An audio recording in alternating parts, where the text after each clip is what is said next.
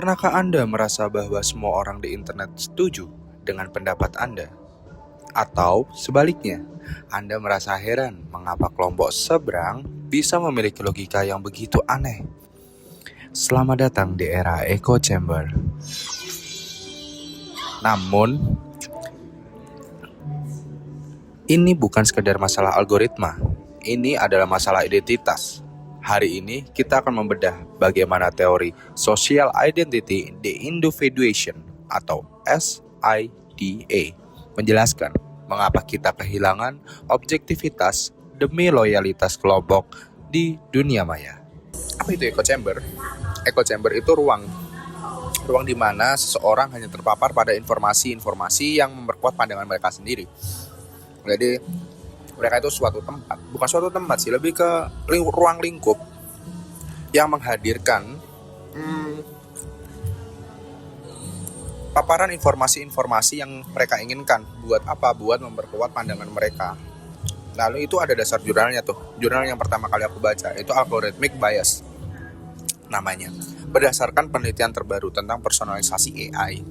Jadi AI, algoritma itu tidak dirancang untuk kebenaran, tapi untuk engagement. Jadi gimana caranya mereka untuk meningkatkan screen time kalian. Jadi gimana cara AI itu meningkatkan ruang durasi kalian di dalam sosial media.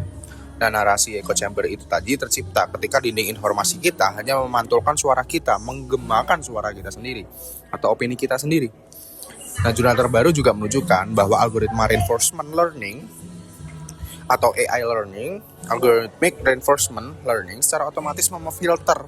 Jadi informasi itu difilter oleh AI yang berlawanan. Jadi mereka memfilter informasi-informasi yang tidak sesuai sama yang kita inginkan. Gitu. Karena dianggap mengurangi durasi penggunaan aplikasi tersebut. Nah, itu namanya echo chamber. Nah, kita lanjut. Kita akan membahas bagaimana nih apa keterikatan antara teori SID sama teori echo chamber atau bagaimana teori SIDA memperparah echo chamber itu tadi. Nah, dalam jurnal yang saya baca, jurnal 3 dan 4 yang membahas tentang fokus polaritas dan in-group atau out-group. Nah, riset pada platform seperti X, Reddit, dan lain-lain yang menunjukkan platform-platform sosial lain, itu pengguna cenderung menyerang kelompok luar demi mendapatkan validasi dari kelompok dalam. Atau permisalannya, seperti misal saya itu akan berubah menjadi istilahnya liar dalam membela kelompok yang saya anut untuk mendapatkan validasi dari anggota-anggota kelompok lain. Anggota-anggota kelompok dalam grup saya gitu.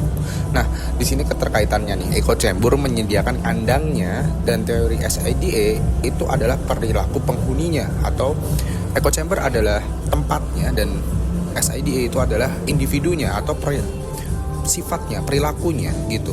Contoh perilaku yang saya lakukan untuk mendapatkan validasi tersebut. Nah, ada beberapa contoh nih. Yang pertama itu penguatan norma. Dalam echo chamber, norma kelompok itu menjadi sangat kaku. Jika Anda tidak setuju, kamu bakal dianggap pengkhianat. Nah, ada juga stereotip luar.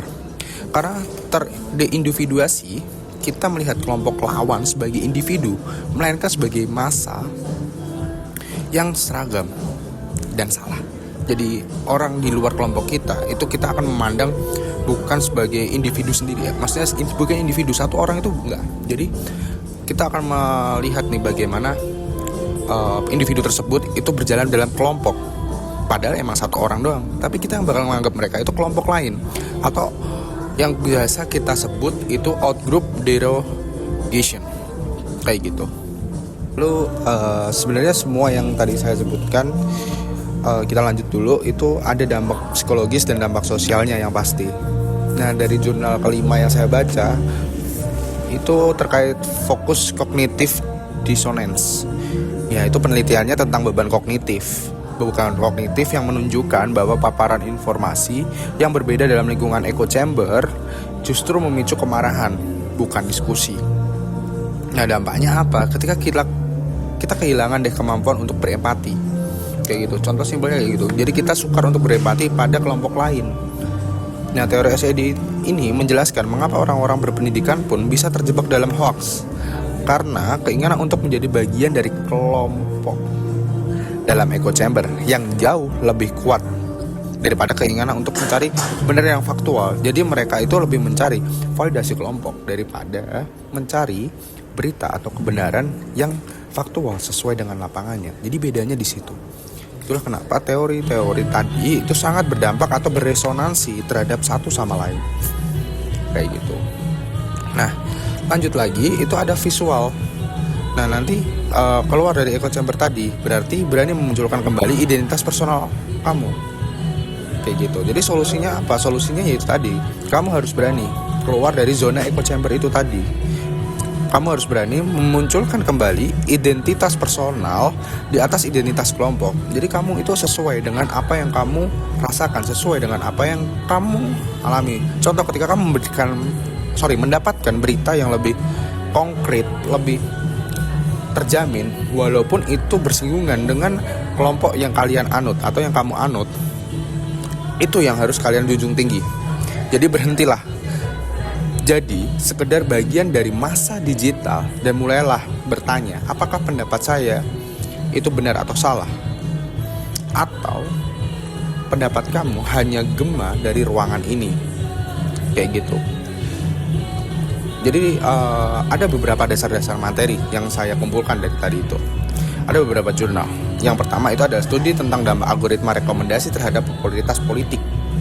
Itu tahun 2024. Nah, jurnal yang kedua itu analisis perilaku kolektif dalam komunikasi virtual menggunakan kerangka SIDA tadi, tahun 2023. Nah, lalu ada jurnal ketiga juga, itu pengaruh anonimitas terhadap agresi kelompok di media sosial berbasis teks. Pengaruh anomalitas gitu. Jadi ada juga dinamika in-group favoritism dalam ruang gema digital. Itu jurnal keempat yang saya baca. Dan jurnal terakhir itu intervensi psikologis untuk mengurangi efek diindividuasi pada diskusi publik.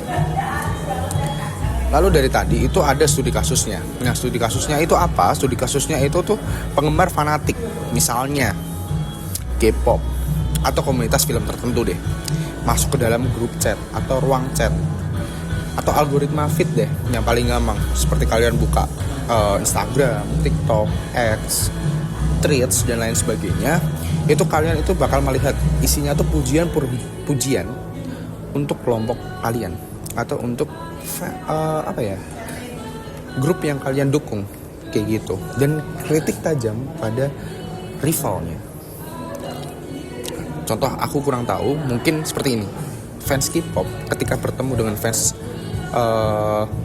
taruhlah J-pop atau Japanese pop, itu mereka akan mengkritik tajam J-pop itu bedanya di sini, entah itu dari segi penampilan, performa dan lain sebagainya gitu.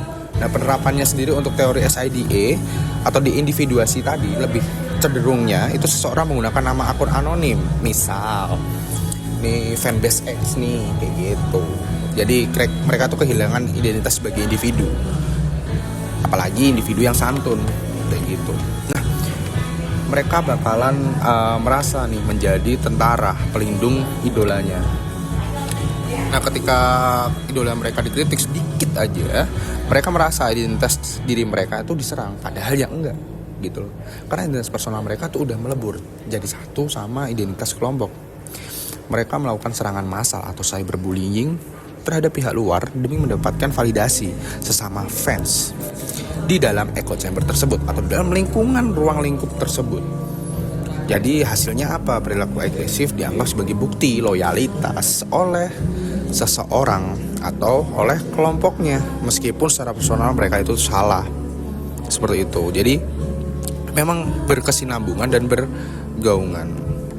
Mungkin nanti ada beberapa contoh yang akan saya berikan. Nah, seperti itu. Jadi itu saja yang bisa saya sampaikan. Terima kasih. Saya Iksanuddin Ibnu Ramadhani, Prodi Psikologi Universitas Negeri Semarang.